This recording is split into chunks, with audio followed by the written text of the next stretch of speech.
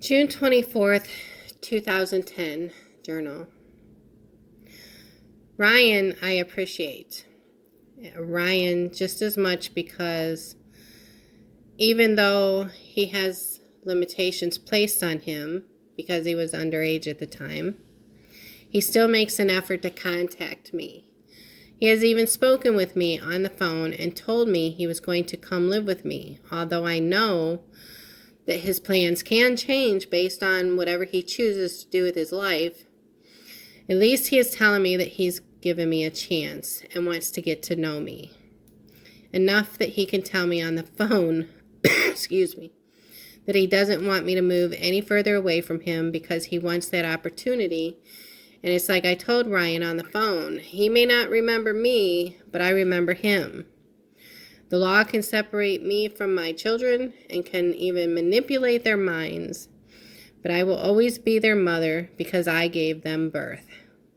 No one can take that away from me.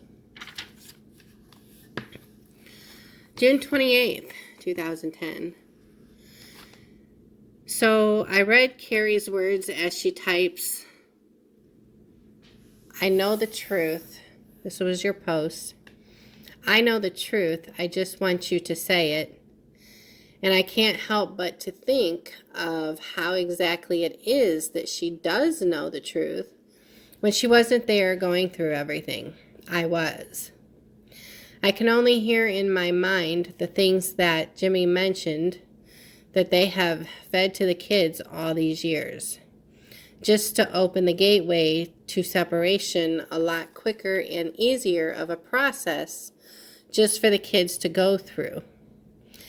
And of course, there is the quick refusal to forgive and listen. Excuse me, I have a bad cough. Yet, instead, relying on only a piece of paper and hearsay. Says, and of course, there is a quick refusal to forgive and listen, yet instead relying on only a piece of paper and hearsay. Still, I am labeled as the most guilty because I should have known better and because I failed and am accused of not loving my children enough.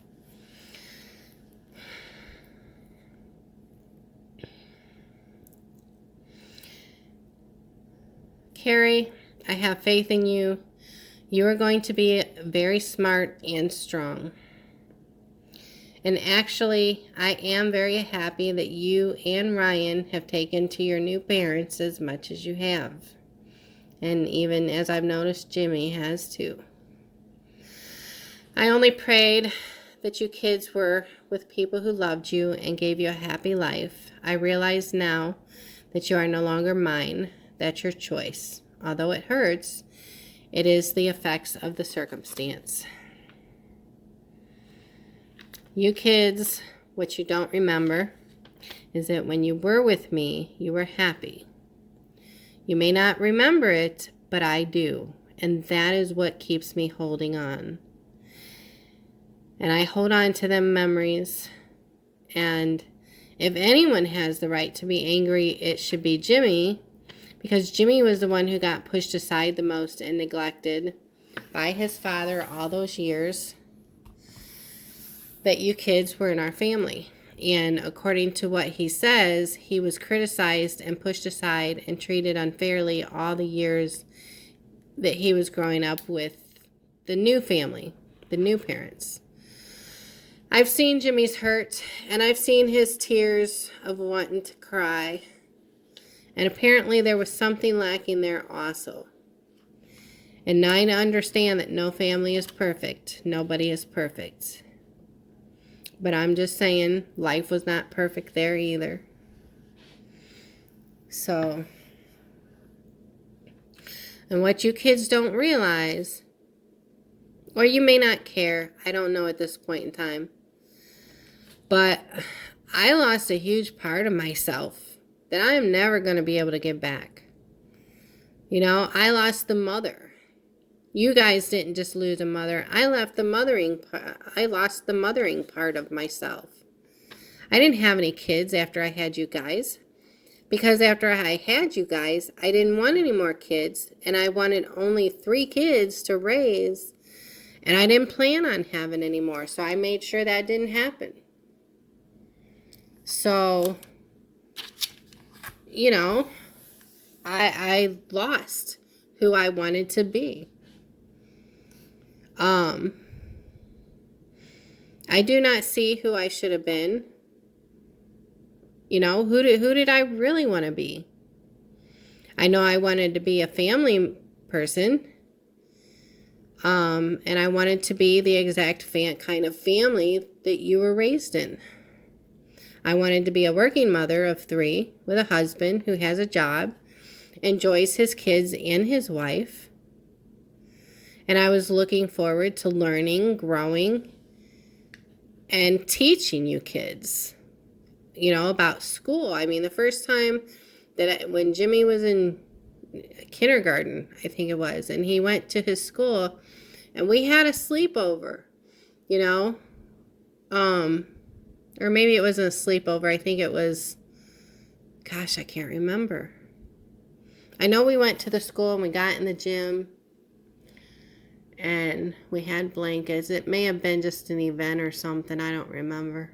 But I just felt like such a proud mom. Even though I had social anxiety, I knew that I was looking excited to be able to do all that stuff with my kids.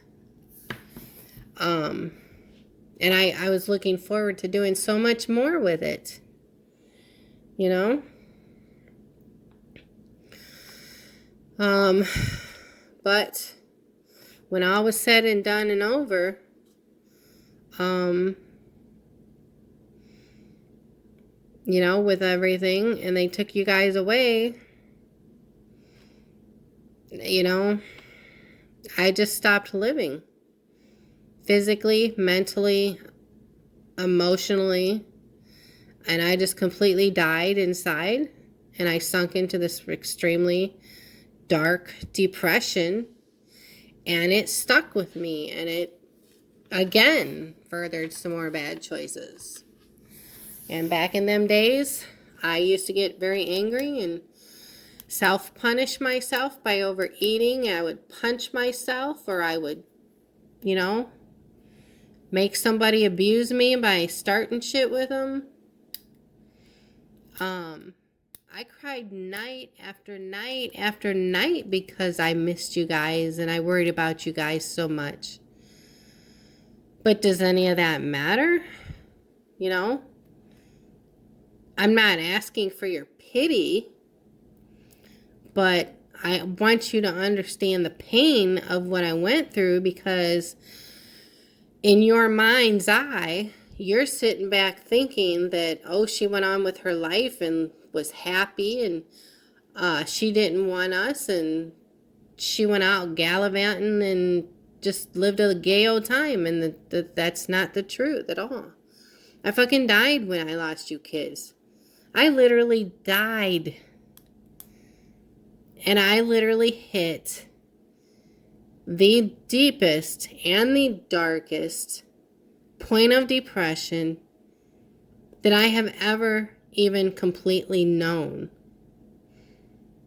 And it's a place that only few people know when you've been that dark. And I was very shy of suicide.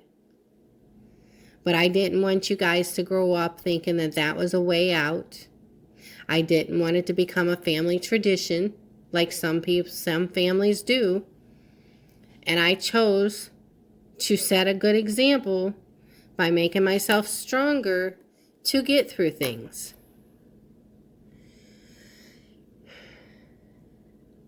And if you can ever find it in your heart that I'm the one who gave birth to you, and you can't never see me as that person due to growing up without me, I mean, I can't change the facts. I can't make you feel something that you don't.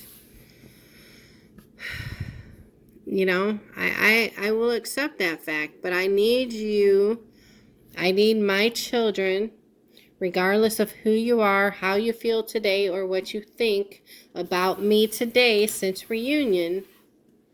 Like I stated before, it's extremely important to me what those children feel.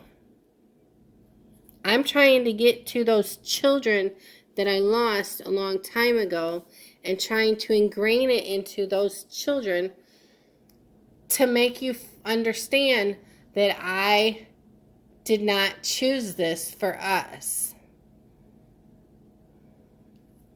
I didn't choose it. And I will go into that after this whole journal is complete. And I'll probably just start condensing it a lot quicker because I don't want to go through all this.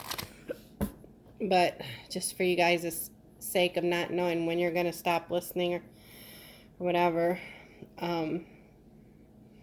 there's points that need to be reached that I need to stress.